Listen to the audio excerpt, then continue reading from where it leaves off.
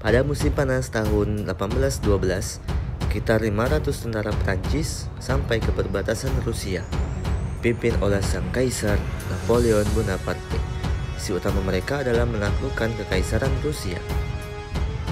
Angkatan perang Napoleon ini, yang sering disebut sebagai La Grande Armée, adalah salah satu kekuatan militer terbesar sepanjang sejarah. Bukan hanya dari sisi jumlah, tapi juga taktik militer dan persenjataan.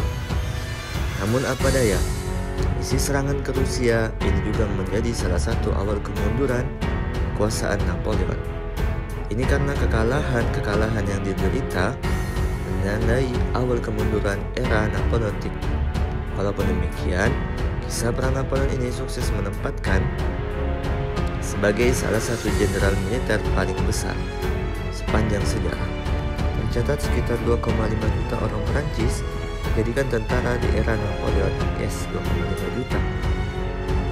Lalu seperti apa kisah sosok yang ternyata berdarah Italia dan punya orang tua yang awalnya berperang melawan Perancis setelah jalan perang sang jenderal dari Korsika.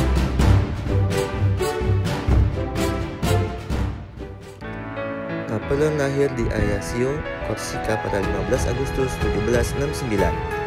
Korsika adalah sebuah pulau yang terletak di antara Italia dan Perancis. Nenek moyang Napoleon dari garis ayah datang dari wilayah Tuscan Italia, sedangkan garis ibu datang dari wilayah Republik Kenya.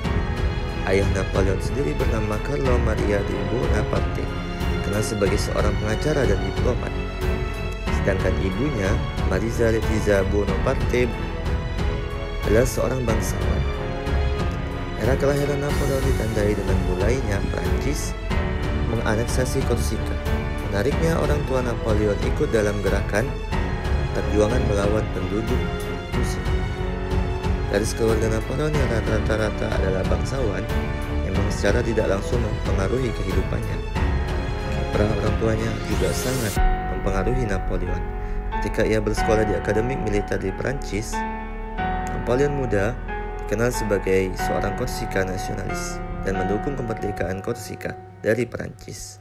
Ia juga berbicara bahasa Perancis dengan aksen Korsika yang sangat kental, hal yang membuatnya mendapatkan diskriminasi dari teman-teman sekolahnya. Karena hal-hal tersebut, ia kerap menjadi korban aksi perundukan atau bullying di sekolah. Akibat aksen bicara yang aneh, tempat lahirnya di Korsika, tingkah lakunya dan perawakan yang pendek, hal inilah yang membuat Napoleon lebih banyak menghabiskan waktu menyendiri dan membaca buku. Napoleon muda juga sempat terpikirkan untuk menjadi penulis. Di kemudian hari, ia menulis beberapa karya, misalnya novel percintaan. Novel ini dinilai sebagai autobiografi perjalanan cinta Napoleon dengan Eugene, ratu Swedia dan Norwegia yang sempat jadi tunangan Napoleon. Anyway, berkat pengalaman bullying dan banyak membaca, Napoleon kemudian menjadi sangat taktis dalam berpikir. Ia dikenal ahli dalam menerapkan aplikasi-aplikasi matematika. Ia juga menguasai sejarah dan geografi. Kemampuan kepemimpinannya juga makin bagus karena kalkulasi-kalkulasi yang ia buat. Setelah tamat dari akademik, Napoleon bergabung dengan resimen artileri La Ferie.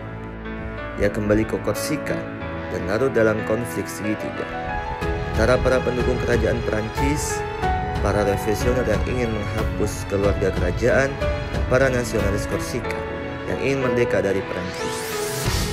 Walau seorang nasionalis Korsika, Napoleon akhirnya justru bergabung dengan komplotan Jacobin yang mendukung ide Republika Perancis.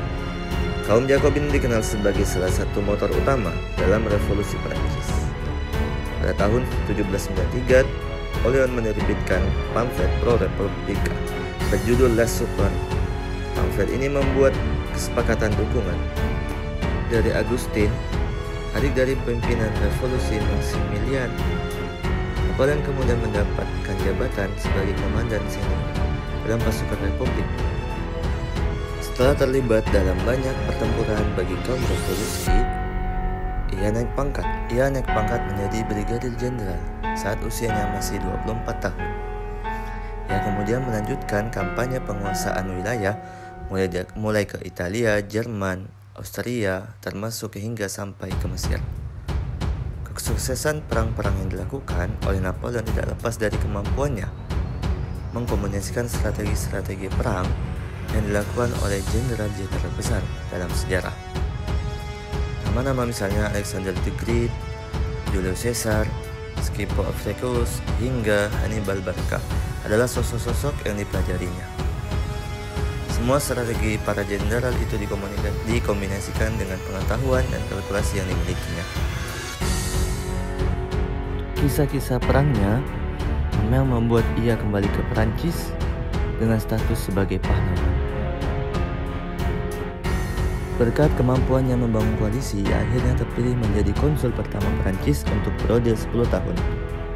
Sekalipun Perancis terbentuk republika, namun kekuasaan Napoleon membuat arah negara tersebut menjadi cenderung menuju sebuah pemerintahan diktatis. Selama pemerintahannya, Napoleon mengalami antara 20-30 kali percobaan pembunuhan, demikian klaim sejarawan Philippe de Rieu. Akibat Napoleon merasa punya justifikasi untuk membentuk sebuah pemerintahan berbasis model Romawi. Yes, lewat sebuah referendum 99% menyatakan setuju. Status konsul pertama diubah menjadi kaisar Prancis. Di bawah status barunya ini, Napoleon masih terus melancarkan perang-perang yang dikenal sebagai Napoleonic War. Ia berperang melawan Inggris, menguasai Belanda, dan mulai mengarah ke dekat wilayah kekuasaan Kekaisaran Rusia. Era ketika Napoleon berkuasa atas Belanda adalah masa secara tidak langsung Indonesia, kala itu Hindia Belanda, jatuh di tangan Prancis. Ini adalah era ketika gubernur Hindia Belanda dipegang oleh Herman Willem Deldis. Proyek Jalan Anyar Penarukan merupakan buah pikir dari Napoleon. Di akhir kekuasaannya, ia melakukan kampanye melawan The Seven Coalition yang beranggotakan 16 negara, termasuk Portugal, Swiss, Spanyol, hingga Rusia. Kekalahannya dalam bertempur di Waterloo, Belgia pada tahun 1815 menandai akhir dari salah satu lembar sejarah penting perjalanan Eropa. Napoleon akhirnya dicopot dari status sebagai penguasa Perancis, sempat dibuang ke Elba, lalu kembali melakukan perlawanan lewat peristiwa 100 Days. Ia akhirnya diasingkan lagi ke Pulau Saint Helena, sebelum akhirnya meninggal pada tahun 1821. Apa hubungan perang Napoleon dengan peperangan asimetris? Yang pertama, perang menggunakan taktik gerilya, seperti serangan mendadak untuk melawan jumlah pasukan yang lebih besar. Kedua, strategi asimetris menggunakan benteng-benteng untuk menahan serangan yang lebih besar.